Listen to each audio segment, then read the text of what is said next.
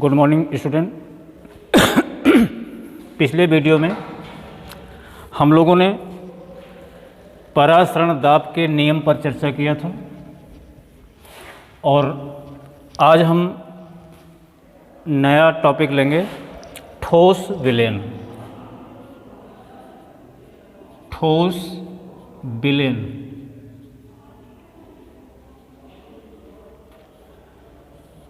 दो या दो से अधिक पदार्थों का समांगी मिश्रण ठोस विलयन कहलाता है।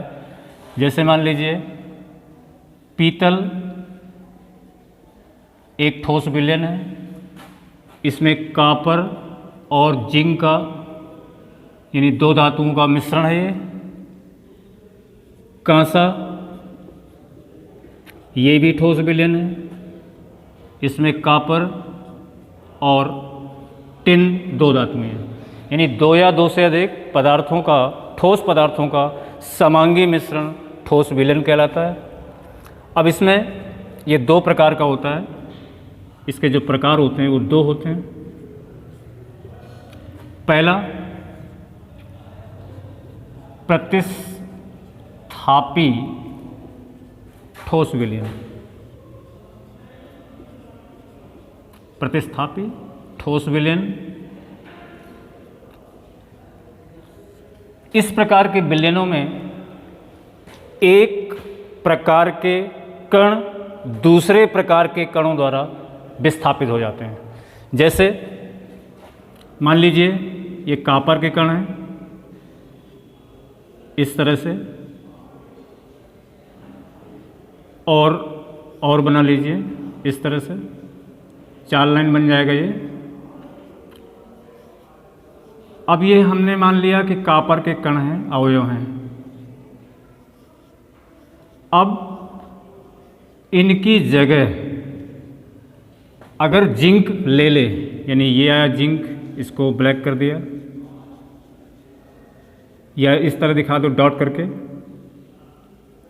ये इधर जिंक कर दिया, ये जिंक कर दिया, ये जिंक कर दिया, ये तो इस प्रकार से हमारा जो विलयन बना वो प्रतिस्थापी विलयन। और इसका एग्जाम्पल बन गया पीतल, यानी Cu + Zn, और दूसरा कांसा Cu + Sn। अब दूसरा जो होता है अंतराकाशी विलयन। अंतराकाशी ठोस विलयन। इस प्रकार के विलयनों में एक प्रकार के कण दूसरे कणों के अंतराकाश में प्रवेश कर जाते हैं। जैसे मान लीजिए हमने ये एक प्रकार के कण लिए, अब इन कणों का जो अंतराकाश है ये है, चार स्टेप पे इसको ही पूरा कर देंगे इस प्रकार से। अब दूसरे प्रकार के जो कण होंगे ये अंतराकाश में प्रवेश कर जाते हैं, ये इस तरह से, इस प्रकार से डॉट के द्वारा दिखा देंगे। यानी एक प्रकार के जो कण होते हैं दूसरे कणों के अंतराकाश में प्रवेश कर जाएं, तो इस प्रकार का जो विलयन बनता है वो ठोस विलयन अंतराकाशी ठोस विलयन कहलाता है। इसका example tungsten carbide. Tungsten carbide. तो पहले प्रकार में एक प्रकार के कण दूसरे के द्वारा विस्थापित हुए और दूसरे में एक प्रकार के कण दूसरे के अंतराकाश में प्रवेश कर गए। इसके बाद जो अगला टॉपिक होगा राउल्ट का नियम, इम्पॉर्टेंट है। इसके लिए हमें दो चीज़ें जानना ज़रूरी है। तो हेडिंग डाल लेते हैं राउल्ट का नियम। राउल्ट का नियम। राउल्ट के नियम को जानने से पहले हमें ये ज्ञात करना पड़ेगा कि वाष्प दाब का अवनमन क्या है। वाष्प दाब का अवनमन यानी कमी, वाष्प दाब में कमी। ये होती कैसे है? मान लीजिए कोई शुद्ध विलायक है, यहाँ पे विलायक जल ले लिया या कुछ भी ले लिया, अभी विलायक था ये, इसका वाष्प दाब हमने माना P। अब इस विलायक में कोई हमने अवाष्पशील पदार्थ घोल दिया, अवाष्पशील पदार्थ यानी कोई विलेय अवाष्पशील है उसको घोल दिया, तो ये बन गया विलयन। इसका सिंबल लिया PS। तो जब किसी शुद्ध विलायक में कोई अवाष्पशील पदार्थ घोलते हैं तो विलयन का वाष्प दाब विलायक के वाष्प दाब से कम हो जाता है। यह कमी वाष्प दाब का अवनमन कहलाती है। यानी वाष्प दाब का अवनमन बना P माइनस PS। अब इसके बाद इसी में हम निकालेंगे वाष्प दाब का आपेक्षिक अवनमन।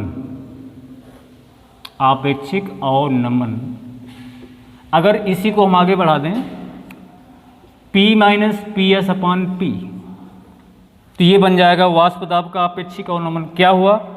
ऊपर वाला था वाष्प दाब के अवनमन और विलायक के वाष्प दाब के अनुपात को वाष्प दाब का आपेक्षिक अवनमन कहते हैं। अब यही लेकर जाएगा राउल्ट के नियम में, यानी वाष्प दाब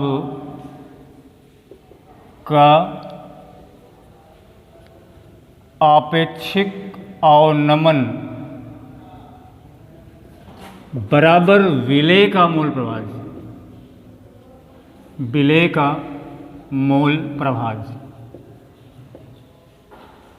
यानी नियम जो बना, वाष्प दाब का आपेक्षिक अवनमन विलेय के मोल प्रभाज्य के बराबर होता है, इसे ही राउल्ट का नियम कहते हैं।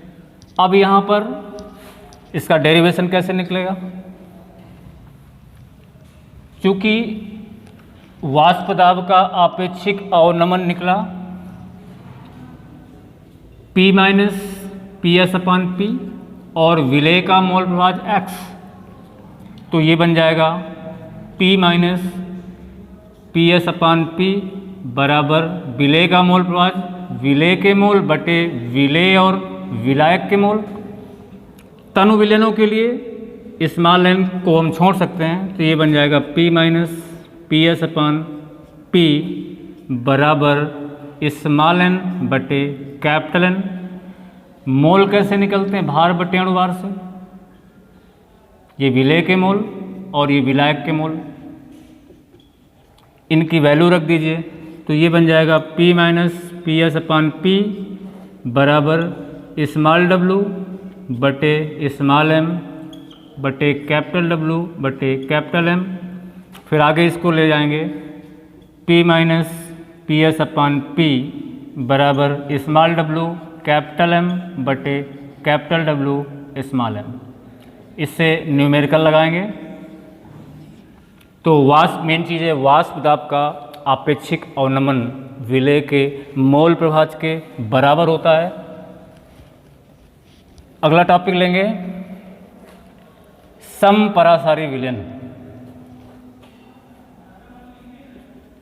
समपरासारी विलयन। सम माने समान। स्थिर ताप पर जब दो विलयनों के परासरण दाब समान होते हैं, परासरण दाब जब समान होते हैं, ऐसे विलयन समपरासारी विलयन कहलाते हैं। और इनके लिए सूत्र N1/V1 पहले विलयन के लिए, N2/V2 दूसरे विलयन के लिए, मोल को हम W भार बटे अनुभार, तो इसको लिख सकते हैं W1 बटे M1V1 बराबर W2 बटे M2V2। इस फार्मूले से हम समपरासारी विलयन से संबंधित जितने भी सवाल होते हैं वो लगाते हैं। इसके बाद अल्पपरासारी विलयन।